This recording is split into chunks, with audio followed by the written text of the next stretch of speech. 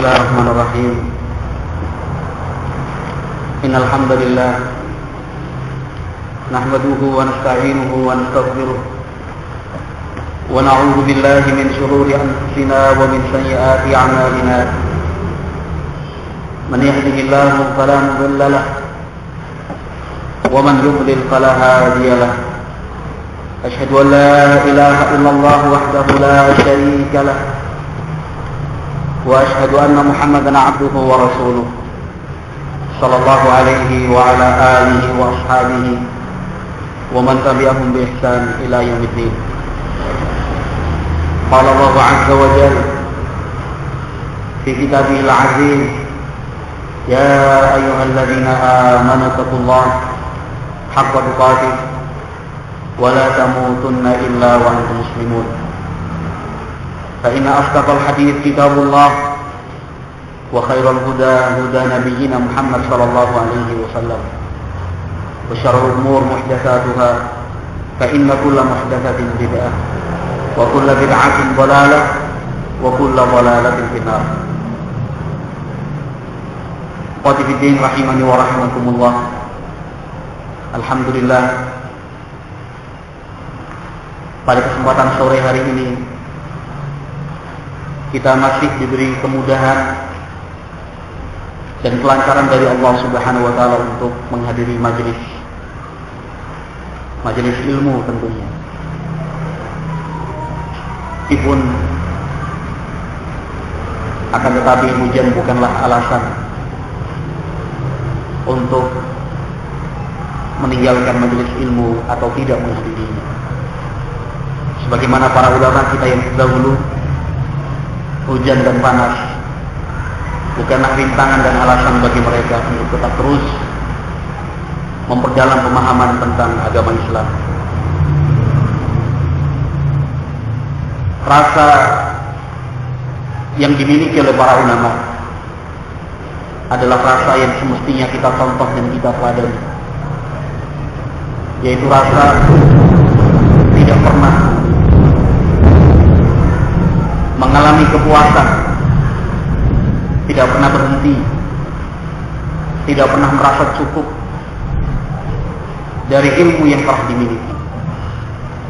Rasulullah Shallallahu Alaihi Wasallam sebenarnya telah menjelaskan hal ini kepada kita,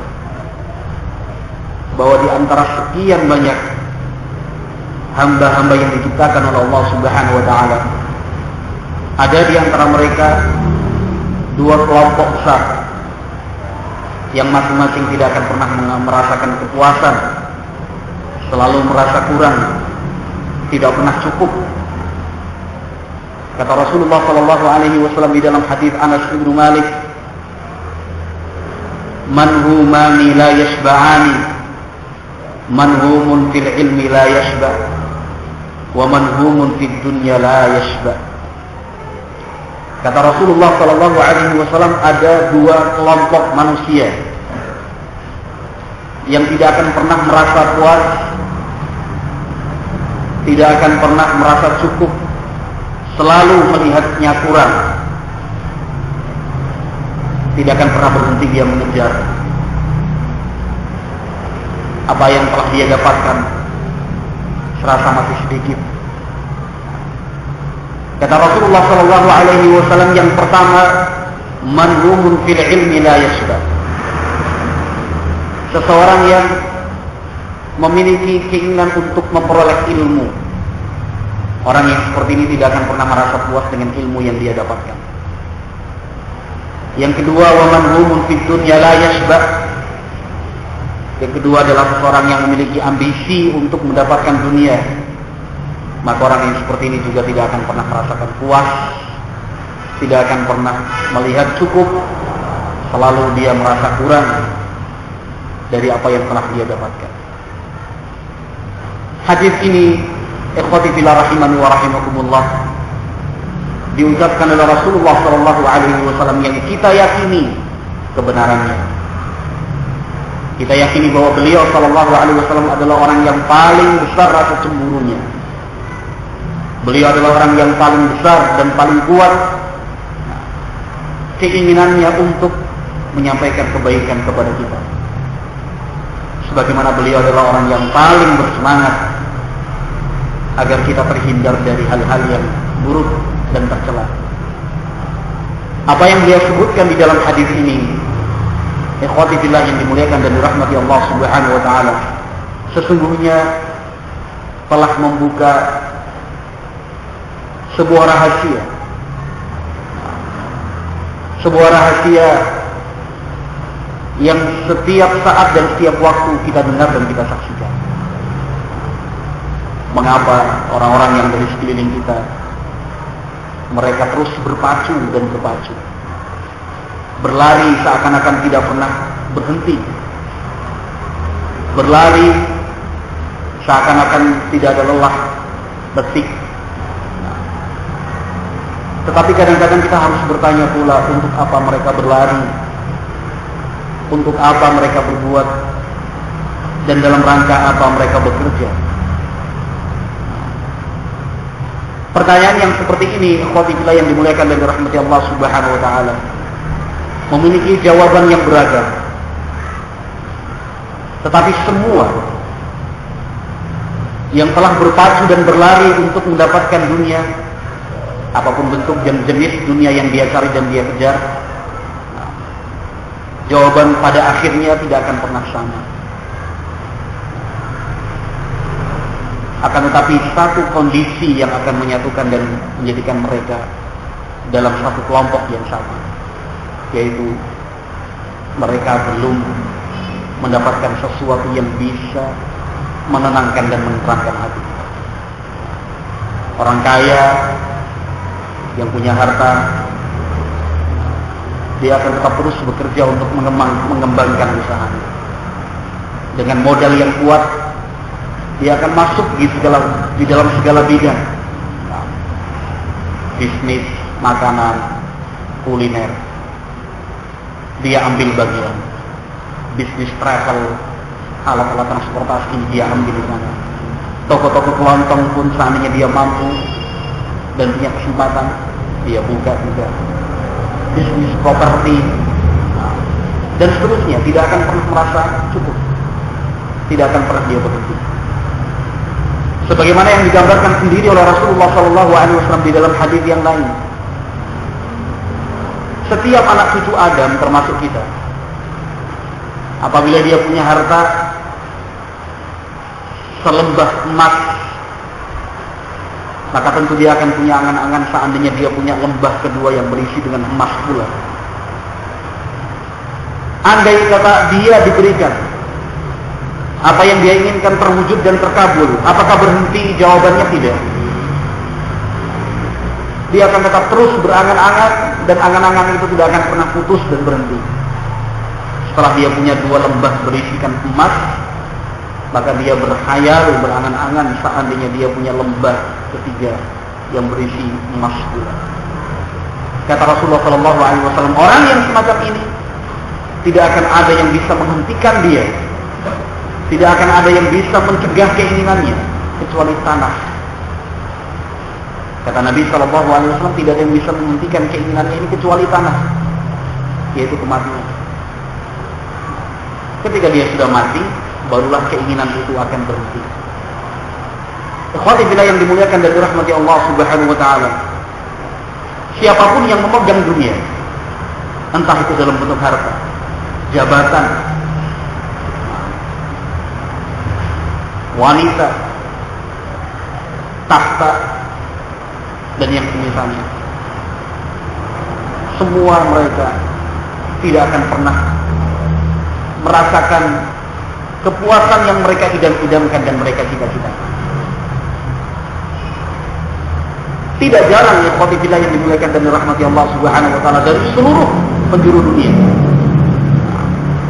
Dari seluruh penjuru dunia, bukan hanya di Indonesia, tetapi di banyak tempat, tidak jarang kita membaca berita, membaca kisah yang katanya adalah kisah yang menakjubkan. Seseorang yang sehari-harinya mengemis, mendatangi satu pintu ke pintu rumah lainnya, dalam keadaan yang sangat menyedihkan dan mengenaskan, baju yang compang-camping, rambut yang acak-acakan, yang dia makan adalah makanan yang kotor. Tetapi ternyata orang itu adalah orang yang terkaya di daerahnya. Dia lakukan hal itu semua bukan karena dia gila, bukan karena hilang kewarasannya, bukan. Tetapi dia merasa apa yang dia punya selama ini belum menawarkan kegelisahan hati yang dia alami. Orang yang sudah kaya, demikian kayanya, berusaha untuk jatuh miskin. Bukan jarang kita dengar cerita seperti ini. Sehingga dia pura-pura miskin, hidup di dalam gubuknya, pakaian ala kadarnya, makanan pun demikian. Padahal dia adalah seorang miliuner, orang yang kaya raya. Orang yang kaya raya. Orang yang punya jabatan tinggi. Ternyata dia mengalami kejenuhan yang sangat luar biasa. Karena kegiatannya, aktivitasnya hanyalah mengurus itu terus. Orang punya jabatan. Sehingga ikhwati fillah yang dimuliakan dari rahmati Allah Subhanahu wa taala, orang-orang yang semacam ini, ketika Allah Subhanahu wa taala mencabut, menarik kembali apa yang telah mereka punya, sering mereka mengalami sindrom. Seorang jenderal yang biasa dilayani oleh anggota dan anak buahnya, sepatu disemirkan, bahkan dipakaikan, keluar dari rumah pintu dibukakan, ingin masuk ke dalam mobil pintu mobil dibukakan, turun dari mobil pintu mobil kembali lagi dibukakan. Tetapi setelah pangkat dan jabatan itu hilang, tidak ada lagi layanan dan servis seperti itu. Akhirnya mengalami sindrom, stres, tidak kuat, stroke, dan itu tidak jarang kita dapat. Sehingga ikhwatillah yang dimuliakan dari rahmati Allah Subhanahu wa taala, maka ini semua perlu jawaban. Semua ini perlu jawaban. Mengapa hal-hal seperti itu terjadi? Ada rasa yang tidak pernah mereka temukan. Karena bagaimanapun juga hati manusia seperti yang digambarkan oleh Allah Subhanahu wa taala di dalam banyak ayat Al-Qur'an, bahwa hati itu ibarat tanah. Sebagaimana yang diceritakan sendiri oleh Nabi sallallahu alaihi wasallam. Hati itu adalah ibarat tanah. Maka sebagaimana tanah, hati itu butuh siraman yang akan menyemburkannya, menjaga kesuburannya, agar hati itu tidak kering, kerontang dan gersang sebagaimana tanah yang sudah sekian lama tidak mendapatkan curahan air. Sebagaimana tanah, hati juga adalah media yang bagus dan tepat untuk tumbuhnya pohon-pohon keimanan, pohon-pohon keislaman. Seperti halnya tanah, persis yang digambarkan oleh Nabi sallallahu alaihi wasallam. Maka untuk menjaga kesuburan dan kesegaran tanah, kita membutuhkan ilmu. Suatu hari seorang ulama bertanya kepada murid-muridnya, kira-kira apa pendapat kalian apabila ada orang sakit, tidak diberi makan, tidak diberi minum, tidak diberi obat? Orang sakit tidak mendapatkan makanan, tidak mendapatkan minuman, tidak mendapatkan obat. Kata murid-muridnya, tentu orang seperti ini akan mati, wahai guru. Tidak akan membutuhkan waktu yang lama, orang seperti ini akan segera mati. Artinya guru tersebut bertanya kepada murid-muridnya, menggambarkan dengan sesuatu yang mereka saksikan dalam kehidupan sehari-hari. Orang yang sakit sebenarnya membutuhkan obat, bahkan makanan dan minuman yang tidak seperti biasanya, tetapi apa yang dia butuhkan dan dia perlukan justru terhalang. Tentu orang seperti itu akan segera mati. Kata gurunya, wa kadzalika al-qalbu. Demikian juga lah hati. Kalau dia tidak mendapatkan siraman rohani, hati itu tidak mendapatkan ilmu selama 3 hari berturut-turut, maka hati itu pun akan mati. Sama seperti orang yang sakit tadi. Artinya ikhwati fillah yang dimuliakan dari rahmati Allah Subhanahu wa taala, ilmu yang saya maksud adalah ilmu syariat Islam, ilmu agama dan ilmu wahyu yang diturunkan Allah Subhanahu wa taala untuk nabinya Muhammad sallallahu alaihi wasallam dan yang telah disampaikan serta diwariskan oleh Nabi sallallahu alaihi wasallam untuk kita. Itulah ilmu yang akan mengobati dan menjadi penawar dari semua pertanyaan-pertanyaan tadi. Dari semua pertanyaan-pertanyaan tadi. Ikhwati fillah yang dimuliakan dan dirahmati Allah Subhanahu wa taala. Salah seorang khalifah yang terkenal di dalam sejarah Islam. Salah seorang khalifah yang terkenal di dalam sejarah Islam yang bergelar Al-Mansur. Beliau pernah ditanya. Tentu kita harus bisa membayangkan terlebih dahulu bahwa Al-Mansur adalah seorang khalifah, Amirul Mukminin, pemimpin umat Islam yang batas-batas kekuasaan dan wilayahnya kekuasaan negara terbesar di dunia saat ini. Karena kekuasaan umat Islam saat itu adalah 2/3 dunia. Sehingga kita harus bisa membayangkan siapakah Al-Mansur itu. Al-Mansur adalah orang yang memiliki kekuatan dan kemampuan. 2/3 dunia ada di bawah kekuasaannya. Apa yang dia butuhkan lagi? Semua kan dia punya. Kekuatan, kerajaan. Setiap orang akan melaksanakan apapun yang dititahkan dan diperintahkan. Semua jenis makanan dan minuman bisa didapatkan. Tetapi suatu hari ada seseorang bertanya kepada Al-Mansur. Kata orang itu, hal min ladzatid dunya syai'un lam tanalhu? Ada orang bertanya, wahai Amirul Mukminin, wahai Khalifah, apakah masih ada yang tersisa dari kelezatan dunia yang belum Anda dapatkan? Kira-kira ada nggak kenikmatan dunia yang belum pernah Anda rasakan? Qala, kata Al-Mansur rahimahullah, baqiyat khaslatun. Masih ada satu yang tersisa. Masih ada satu yang tersisa. Yang sampai saat ini belum aku peroleh, kata Al-Mansur rahimahullah. Wajar pertanyaan seperti ini ditujukan kepada Al-Mansur. Karena memang secara kalkulasi dunia tidak ada satupun yang bisa terlewatkan dari tangan beliau rahimahullah melihat kedudukan Al-Mansur seperti ini. Tetapi kalau pertanyaan seperti ini ditujukan kepada kita, tentu kurang tepat mengingat kedudukan kita seperti apa. Karena tentunya kenikmatan dan kelezatan dunia yang kita rasakan belum seberapa. Masih banyak kelezatan dan kenikmatan dunia yang belum kita lihat, yang belum kita rasakan, yang belum kita dengar bahkan.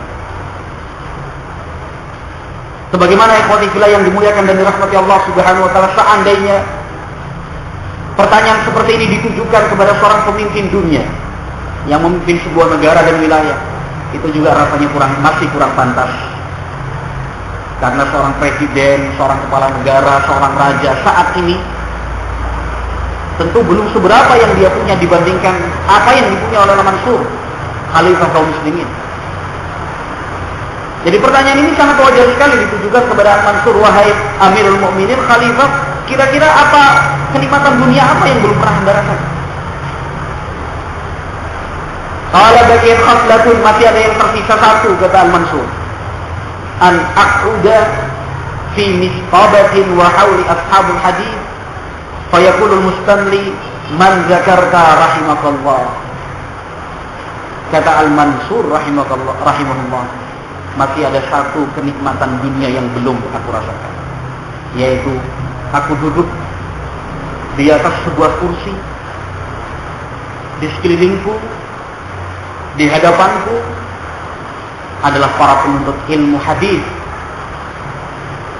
kemudian mustamli yang bertugas menyampaikan hadis kepada jamaah dan peserta, bertanya kepadaku, man zakarta rahimakallah, siapakah rawi yang Anda akan sebutkan, semoga Allah merahmati Anda.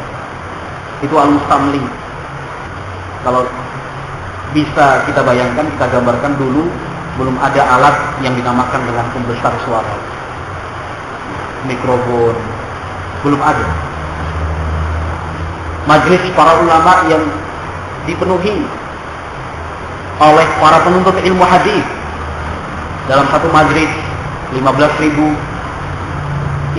masih terhitung sedikit saat itu. 40.000 orang, bahkan ada di antara ulama kita yang setiap beliau mengadakan majelis hadis yang menghadirinya adalah 70.000 orang. Kalau 15.000 menyebut 15.000, menyebut 10.000, itu masih terlalu kecil. Jadi kalau kita ingin membayangkan majelisnya para ulama zaman dahulu, kalau misalnya kita setiap tahun mengikuti dan menghadiri daurah masyayikh di Yogyakarta, itu masih belum seberapa, hanya 10.000. Bisa kita bayangkan satu majelis, satu masjid, daya tampungnya sampai puluhan ribu orang, sampai di luar dan di jalan-jalan. Sementara alat pembesar suara belum ditemukan saat itu. Maka setiap ulama hadis pasti memiliki beberapa orang mustamli. Mustamli itu petugas yang dipilih untuk menyampaikan apa yang dibacakan dan disebutkan seorang guru kepada peserta. Misalnya dari sini sampai belakang 100 meter ke belakang, karena pesertanya puluhan ribu orang, maka tiap 5 meter, tiap 7 meter ada seorang mustamli. Bisa dipahami ya? Ada seorang mustamli 1, 2, nanti di belakangnya lagi ada lagi mustamli. Sementara para peserta mencatat, mempersiapkan kertas dan alat tulisnya, seorang guru mengatakan, haddatsana fulan, telah menyampaikan kepada kami sebuah hadis, si fulan, disebutkan namanya Muhammad bin Sallam al-Jumahi. Berhenti. Maka petugas tadi yang paling terdekat akan mengulangi kembali, haddatsana Muhammad bin Sallam al-Jumahi. Orang-orang yang di sekitarnya mencatat. Kemudian mustamli untuk ring yang kedua menyampaikan ulang apa yang telah disampaikan oleh mustamli yang pertama, terus sampai yang paling belakang. Kalau sudah selesai sampai paling belakang, maka mustamli yang pertama tadi akan bertanya kepada si guru, man zakarta rahimakallah. Berikutnya, wahai syekh, wahai imam. Karena sudah selesai. Dia seorang muhaddits, seorang guru tadi kembali melanjutkan haddatsana fulan, sampai apa yang diucapkan Nabi SAW tercatat dengan baik. Maka kelezatan seperti inilah yang diangan-angankan oleh Al-Mansur rahimahullah. Semua beliau punya, tidak ada yang tersisa. Apapun yang beliau inginkan pasti terkabul. Tetapi ternyata di dalam benak Al-Mansur rahimahullah masih ada satu keinginan yang belum terwujud. Duduk di sebuah kursi sebagai seorang guru hadis, menyampaikan hadis di hadapannya, di dalam majelis itu para penuntut dan para pencari ilmu hadis. Kemudian sang mustamli tadi ini dalam angan-angan dan benak Al-Mansur bertanya, man zakarta rahimakallah, siapa yang akan Anda sebutkan wahai imam rahimakallah.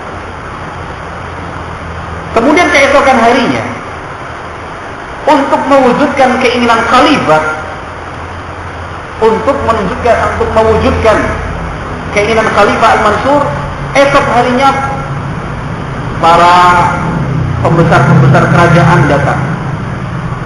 Para menteri, anak-anak menteri, keluarga kerajaan semuanya hadir di majelis Al-Khalifah Al-Mansur rahimahullah. Lengkap dengan membawa kertas, membawa tinta dan alat tulis. Karena zaman dahulu kan tinta modelnya kan begini, bukan bolpen seperti sekarang, tapi pasti ada botol tinta dimasukkan untuk mewujudkan keinginan Khalifah Al-Mansur. Semuanya datang siap, ingin barakallahu fiikum, hanya ingin sekedar menyenangkan hati sang raja Khalifah Al-Mansur.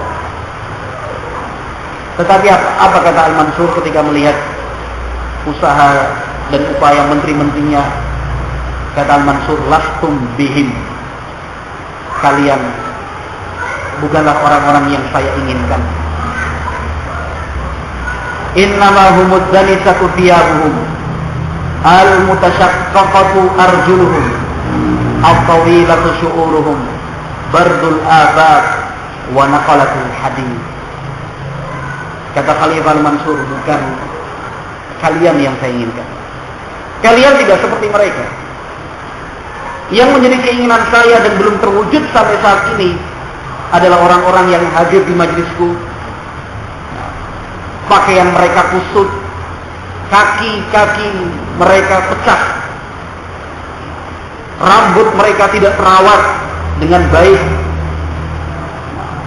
Mereka orang-orang yang berjalan dari satu kota ke kota yang lain, para pencari dan penukil hadis Rasulullah sallallahu alaihi wasallam. Ikhwati fillah yang dimuliakan dan dirahmati Allah Subhanahu wa taala. Artinya kita ini kalau dibandingkan dengan Al-Mansur jadinya seperti apa? Semua telah beliau genggam. Semua ada padanya.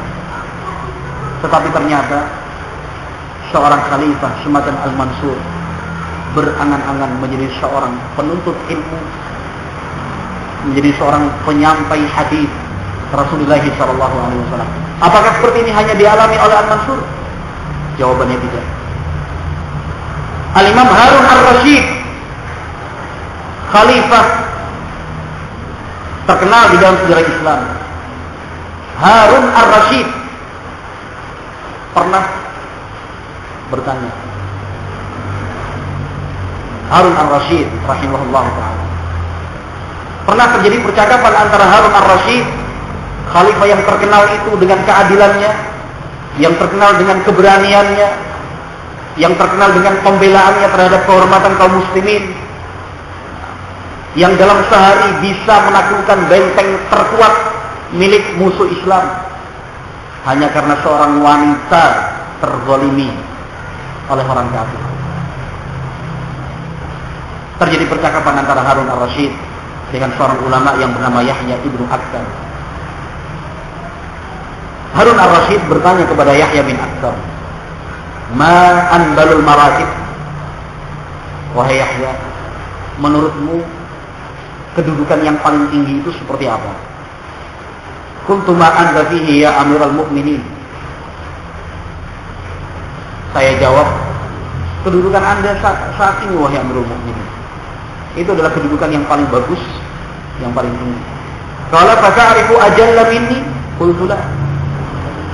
Kata Harun Ar-Rasyid rahimahullah kepadaku, bertanya, apakah kamu bisa menemukan orang yang lebih tinggi kedudukannya daripada saya?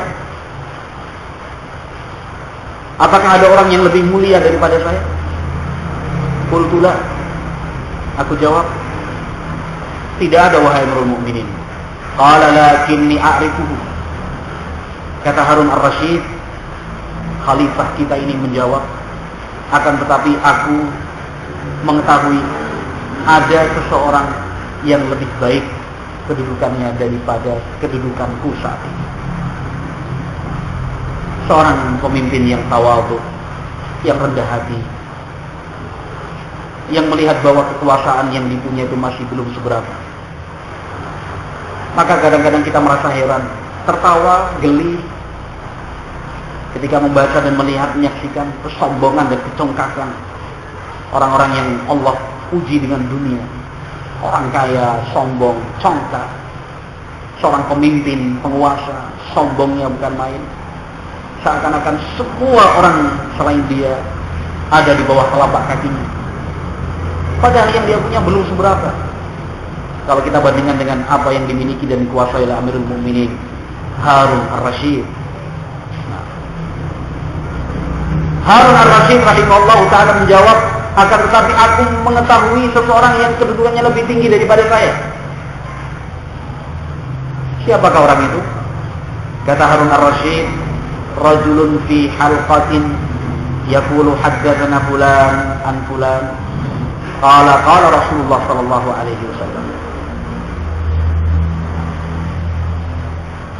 Kata Harun Ar-Rasyid, orang yang lebih baik kedudukannya daripada saya, orang yang lebih tinggi posisinya daripada posisiku adalah seseorang yang di dalam halaqah, di dalam majelis ilmu mengatakan haddatsana fulan an fulan qala Rasulullah sallallahu alaihi wasallam. Ini yang menjadi angan-angan dari Harun Ar-Rasyid rahimahullah. Tetapi Yahya bin Aktham rahimahullah masih belum berhenti. Kata Yahya bin Aktham, ya Amirul Mukminin, hadza khairu minka wa anta ibnu ammi Rasulillah sallallahu alaihi wasallam wa waliyyu ahli muslimin. Aku sampaikan kepada Harun Ar-Rasyid, wahai Amirul Mukminin, apakah orang itu lebih baik daripada Anda? Sementara Anda ini adalah anak paman Rasulullah sallallahu alaihi wasallam.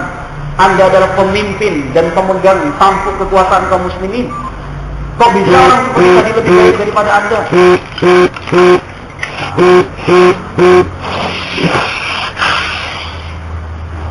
Karena Harun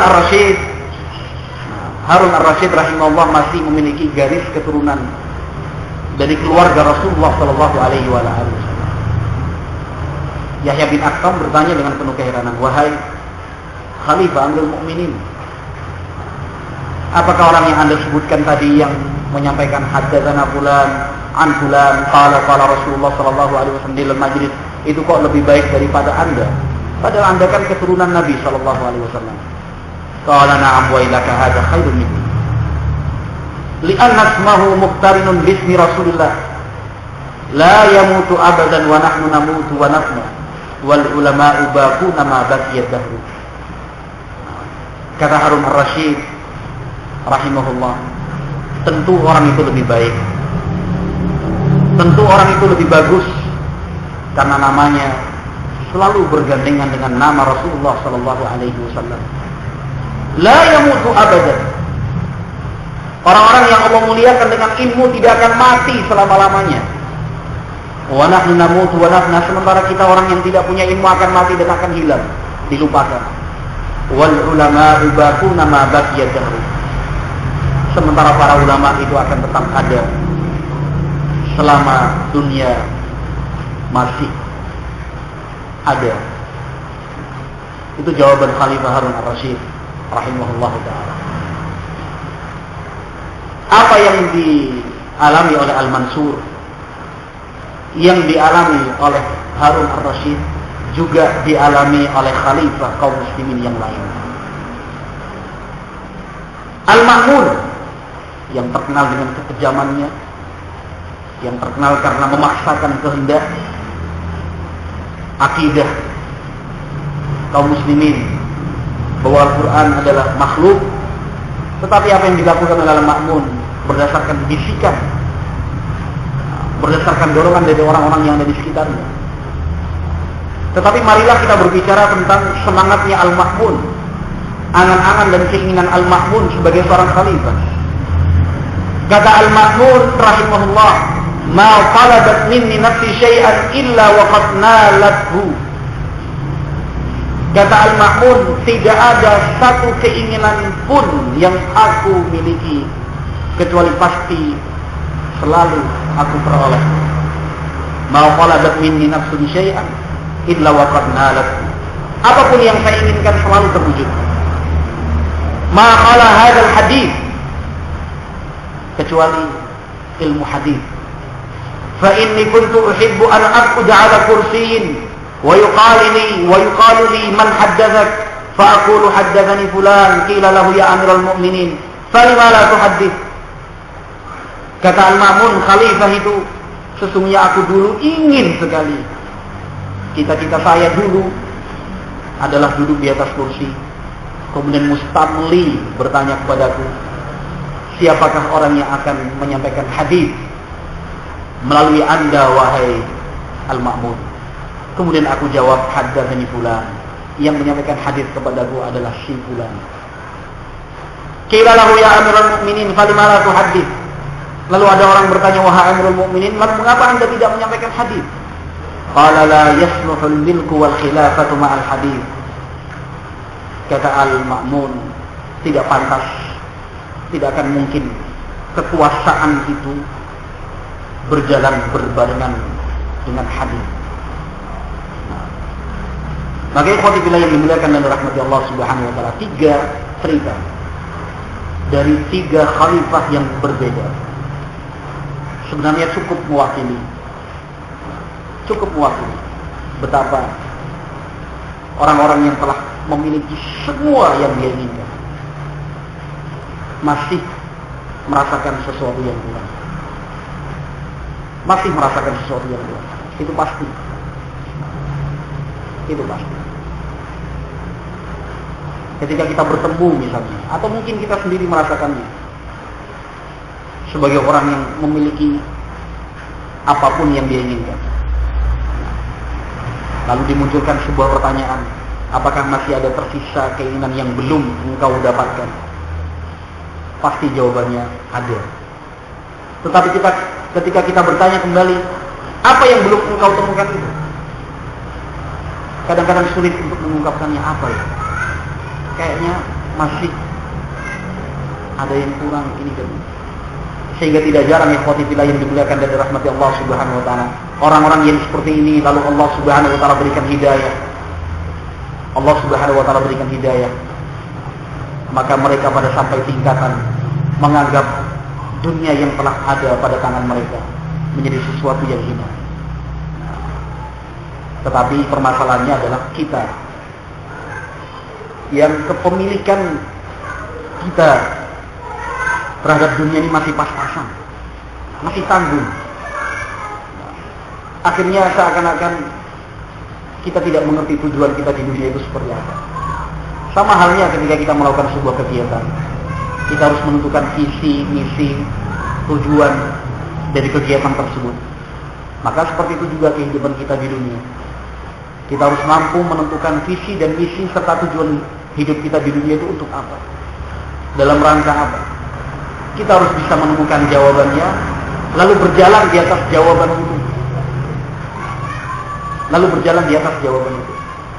Ikhwati fillah yang dimuliakan dan dirahmati Allah Subhanahu wa taala, coba 3 cerita dari 3 khalifah berbeda tadi, coba kita bandingkan dengan kisah-kisah para ulama yang istiqomah hingga akhir hayat mereka.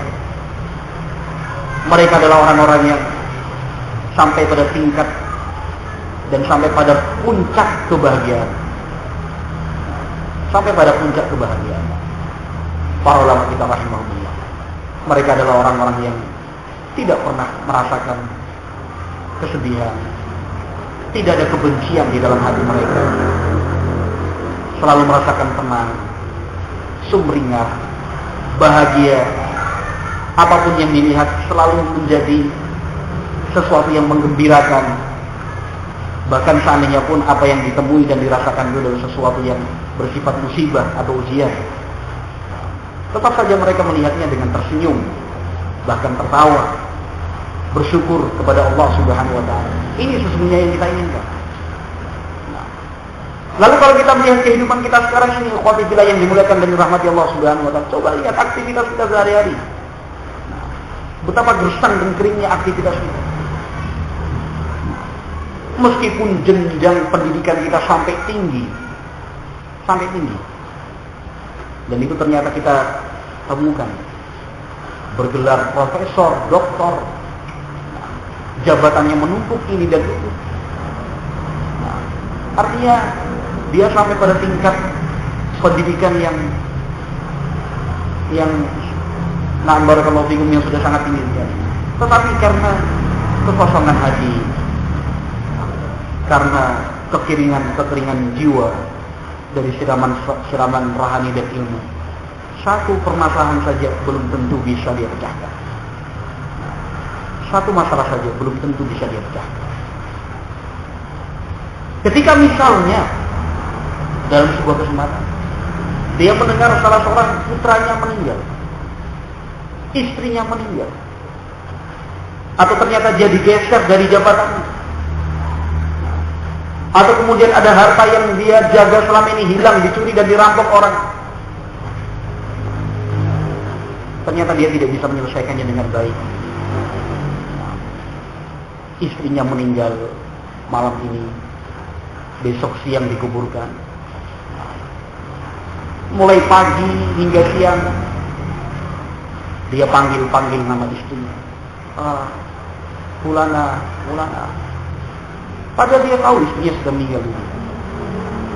Ini kan kekosongan hati.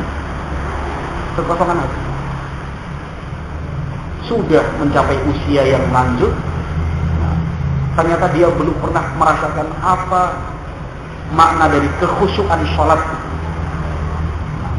Kadang-kadang dia bersandar di dinding, memperhatikan satu dua orang yang sholat dengan khusyuk. Kadang-kadang dia berpikir, apakah pernah saya merasakan keadaan seperti itu? Iri, cemburu. Kenapa masih ada orang yang ketika melaksanakan sholat dengan tenangnya, seolah-olah betul-betul dia meresapi, bercakap-cakap dengan Tuhannya, bertemu dengan kekasihnya. Hal-hal yang seperti ini kemudian menjadi tanda tanya besar. Berarti apa yang ada selama ini, apa yang saya punya belum cukup. Itu belum jawabannya. Para ulama yang benar-benar merasakan kepuasan sehingga mereka tidak pernah mengenal lelah ketika melaksanakan ibadah kepada Allah Subhanahu wa taala. Ada seorang anak kecil perempuan bertanya kepada ayahnya, "Wahai ayah, kenapa batang pohon yang biasa ada di atas atap rumah tangga kita sudah tidak lagi ada?" Karena si anak perempuan kecil ini setiap malam ketika terbangun dari tidurnya, dia lihat di atas atap rumah tetangganya. Rumah di Jazirah Arab saat itu tidak seperti kita yang benteng, tetapi di atasnya datar karena berbentuk kubus. Kata ayahnya, "Wahai putriku, yang engkau lihat itu bukan batang pohon, tetapi yang engkau lihat setiap malam itu adalah tetangga kita.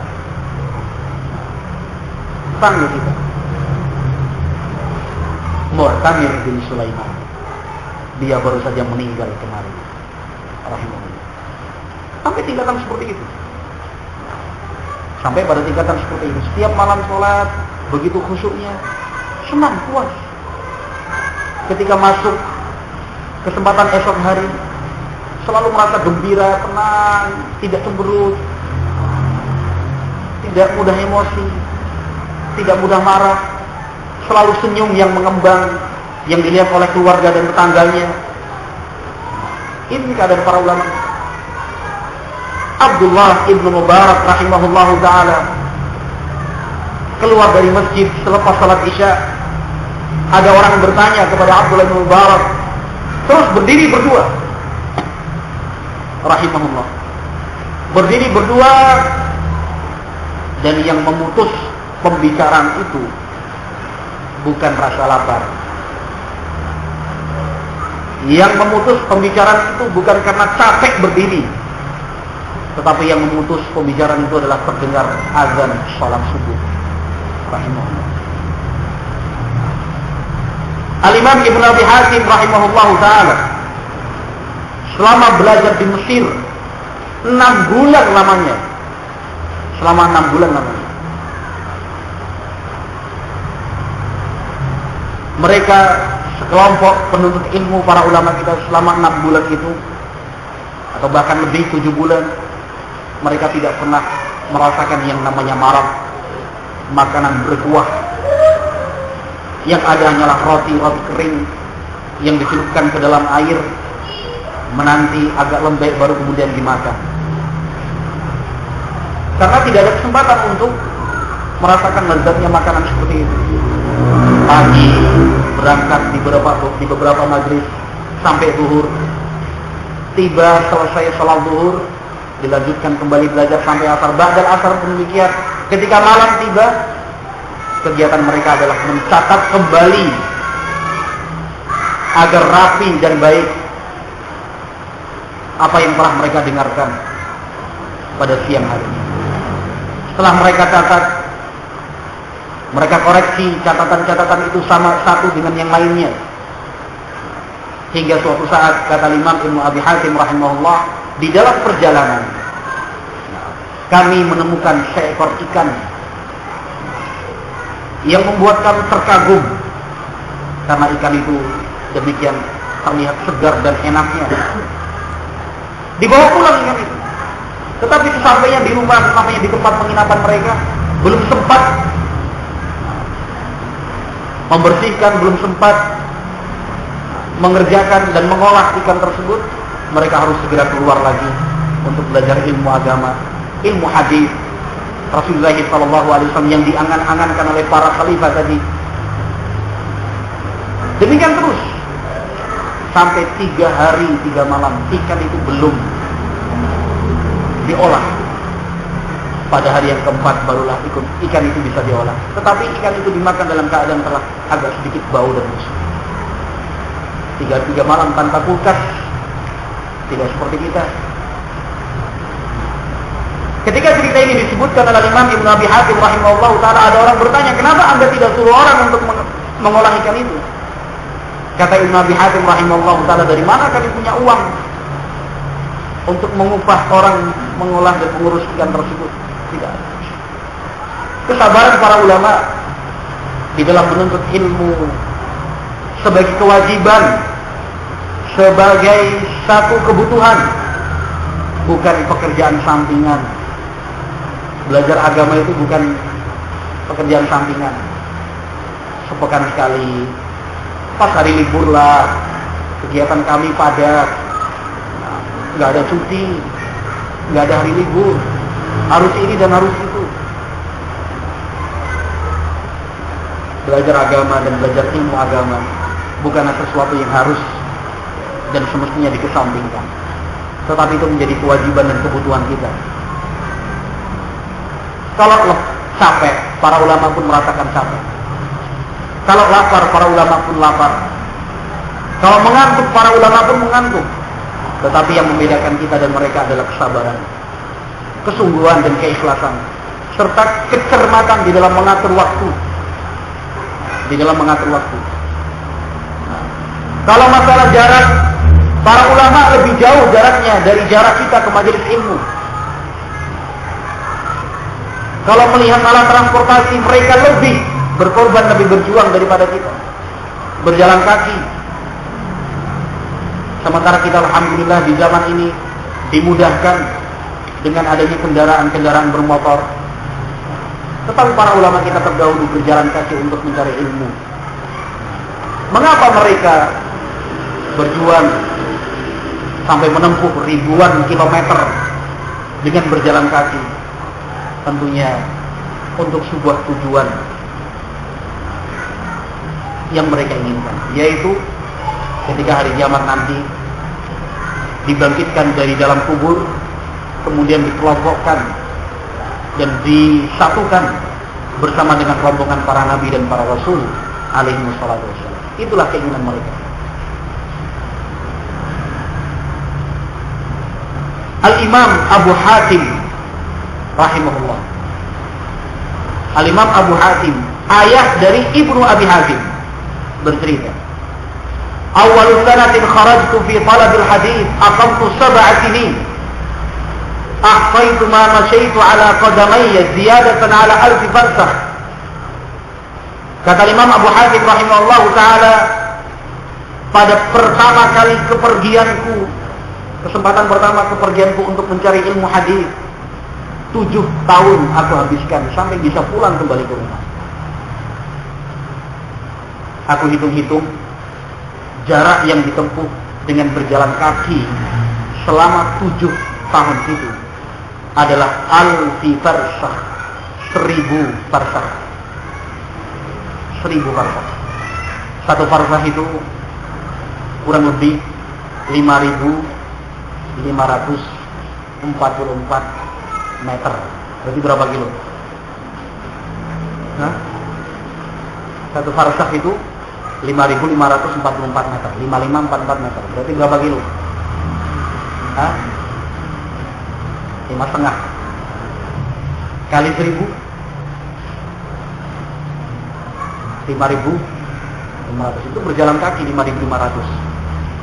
Betisnya ini gimana? Kalau kita kan, termasuk saya, hitung-hitungannya kan berapa kilometer kita berjalan dalam futsal. Gitu. Kalau dihitung-hitung loh, tiap pekan misalnya kita main futsal, dalam 1 jam itu lari keliling lapangan tuh kira-kira sudah setara dengan berapa kilometer kan gitu. Kalau kita, termasuk saya. Tapi kita sedang bercerita tentang para ulama kita. 1000 farsakh. Jadi Anyer Panarukan berapa kali itu pulang pergi dari ujung timur Jawa pada ujung barat Jawa itu ditempuh. Rahimahullah Al-Imam Abu Hatim.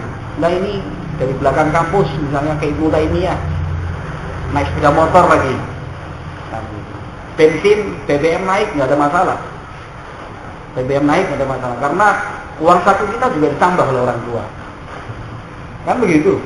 Alhamdulillah, kita nggak terlalu banyak berpikir. Nah, apa yang kita perlukan selalu ada. Berbeda dengan para ulama kita. Kata Imam Ahmad bin Hanbal, "Aqama Syu'batu 'ala al-Hakam bin Utaibah 18 syahran hatta ba'a juzu'a baitihi."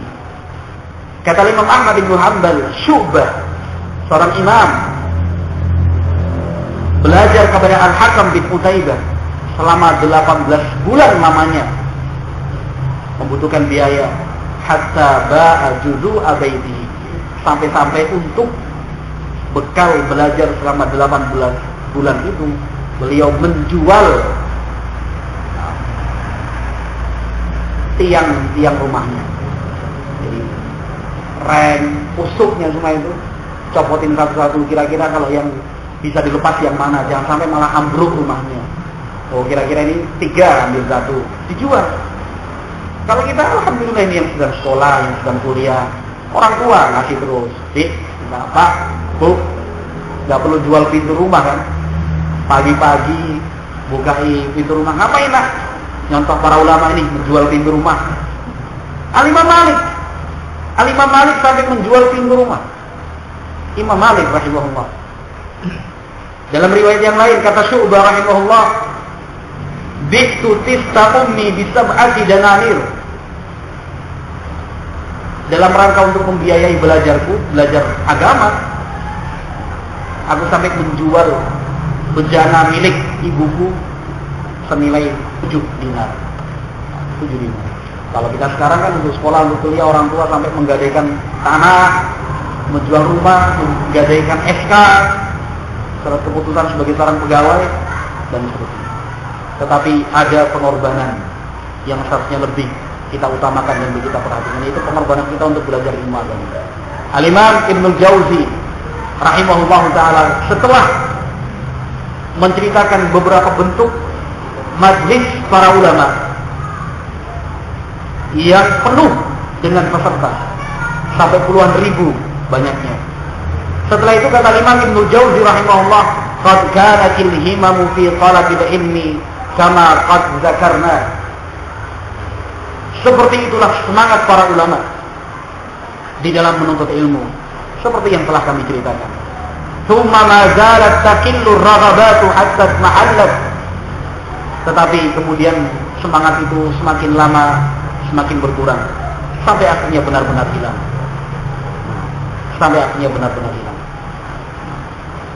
Tentu faktor yang menyebabkan hilangnya semangat itu banyak sekali. Tetapi faktor yang terbesar tentunya adalah faktor kejahilan kita tentang balasan dari Allah Subhanahu wa taala di balik ini semua. Di balik ini semua. Ikhwati fillah yang dimuliakan dan dirahmati Allah Subhanahu wa taala. Tentunya seorang muslim harus memiliki cita-cita dan rencana yang terukur. Dia pun harus memiliki keyakinan bahwa hari ini lebih baik daripada kemarin. Besok harus lebih baik dan lebih bagus daripada hari ini. Itu seorang muslim. Demikian juga seorang muslim adalah seorang hamba yang pandai-pandai memanfaatkan waktu, mengatur dan memanage waktu. Sehingga ada waktu-waktu yang memang mau tidak bisa ditawar, itu kita gunakan dan kita manfaatkan untuk ilmu agama. Katakan kita sibuk dengan segala alasannya, sibuk bekerja, sibuk sekolah, sibuk kuliah, pokoknya dengan segala alasannya, tuntutan orang tua lah, ini dan itu, dengan segala alasannya, tuntutan orang tua, tapi ternyata kita pun asyik dan nikmat menjalaninya. Sehingga yang semula tuntutan orang tua bukan menjadi tuntutan orang tua, sudah menjadi keinginan pribadi sendiri. Kalau sekedar karena alasan tuntutan orang tua, kita menjalannya bukan karena asyik nikmat, dalam keadaan terpaksa. Tapi kenyataannya tidak. Alasannya tuntutan orang tua, berbakti kepada orang tua, ini dan itu, tetapi kita sendiri dalam menjalaninya tidak ada sedikit pun keterpaksaan. Tetapi katakan saja itu terjadi, tidak bisa dirubah. Kita harus bisa memberikan solusinya, yaitu memilih dan menetapkan waktu-waktu khusus yang tidak bisa ditawar. Ini waktu saya belajar agama. Tiap hari Selasa malam Rabu, tiap Jumat malam Sabtu, tiap hari Kamis jam sekian. Dalam satu pekannya harus ada waktu. Hanya itu cara yang bisa kita lakukan. Dengan gambaran bahwa aktivitas tadi tidak bisa dihilangkan. Bukan sedikit-sedikit waktunya belajar dikalahkan, diabaikan. Sudahlah besok ini dan itu. Bukan seperti itu, ikhwati fillah yang dimuliakan dan dirahmati Allah Subhanahu wa taala. Kemudian yang perlu ditekankan lagi, bahwa belajar agama itu para ulama mengajarkan kepada kita untuk talaqi secara langsung. Jangan mengandalkan internet. Belajar agama mengandalkan internet. Mengandalkan radio, tidak. Katakan itu ada manfaatnya, benar ada manfaatnya. Tetapi ulama kita mengajarkannya seperti apa? Bertatap muka langsung, talaqi. Malaikat Jibril alaihi salatu wasallam dalam hadis yang sudah sering kita bicarakan dan kita dengar, mencontohkan kepada kita cara belajar seorang murid yang baik itu seperti apa. Sampai lutut bertemu dengan lutut di depan Rasulullah SAW. Bukan kening dan dahi menyentuh layar CPU ataupun LCD. Bukannya wa yadayhi ala fakhidai, malaikat Jibril meletakkan kedua telapak tangannya di paha Nabi sallallahu alaihi wasallam, bukan meletakkan kedua jempol di atas kipet dan QWERTY-nya itu. Wah, pakai BBM-an. Belajar agama nggak bisa. Bukan, jangan samakan ilmu agama dengan ilmu dunia. Beda. Kalau ilmu agama harus memperhatikan adab-adab yang diajarkan para ulama. Termasuk tadi talaqi. Jadi jangan beralasan kan sekarang sudah eranya era teknologi. Kita bisa belajar agama juga melalui dunia maya, internet dan semisalnya. Itu tidak boleh menjadi prinsip seorang muslim, apalagi seorang salafi. Katakan itu membantu, alhamdulillah benar membantu. Kita bisa mendownload, kita bisa mencari informasi, berita. Tetapi jangan pernah merasa cukup dengan cara-cara belajar seperti itu. Harus dengan talaqi, berhadapan langsung dengan seorang guru. Seperti para ulama kita juga dahulu, mereka bertemu, mencari, bertatapan muka, berhadapan secara langsung, berebutan untuk bertemu dan bermusyafahat, berbicara secara langsung dengan para ulama dan guru-guru mereka. Sehingga ikhwati fillah yang dimuliakan dan rahmati Allah Subhanahu wa taala, nasihat saya yang terakhir adalah agar kita mulai saat ini bisa dan harus, bukan hanya bisa, harus mampu memberanikan diri untuk memulai memilih dan menetapkan waktu-waktu khusus untuk belajar agama. Bukan waktu-waktu khusus belajar agama via internet, bukan. Tetapi waktu-waktu khusus yang kita pilih, kita tetapkan untuk belajar agama secara langsung di dalam majelis ilmu. Barokahnya tentu berbeda. Barokah majelis ilmu tidak akan kita dapatkan di hadapan layar internet. Tetapi barokah ilmu yang dijanjikan oleh Nabi Muhammad SAW adalah untuk mereka yang berkumpul di majelis ilmu bersama-sama. Harus diturukan. Yang penting itu rutin. Nah, sepekan sekali, sepekan 2 kali, apapun alasannya tetap menghadiri, menepati waktu dan janji pada diri sendiri dan janji kepada Allah Subhanahu wa taala untuk tetap terus belajar. Wallahu a'lam bishawab, karena kita nanti di alam kubur pertanyaannya jelas, pasti. Bukan pertanyaan tentang titel yang kita punya, bukan pertanyaan tentang harta yang kita punya, tetapi pertanyaan itu akan selalu terkait dengan amalan dan ibadah kita. Semua yang kita punya itu akan berpisah. Kata Nabi SAW, yatba'ul mayyit thalatha. Ada 3 yang akan mengiringi setiap orang meninggal. Ahluhu wa maluhu wa amaluhu.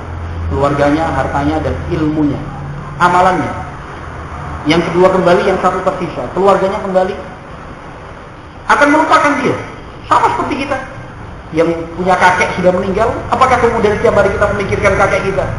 Atau bahkan mungkin itu orang tua kita yang sudah meninggal. Apakah setiap hari, setiap saat kita selalu memikirkan orang tua kita? Seperti itu juga kita nanti. Punya anak, punya istri, kemudian kita meninggal.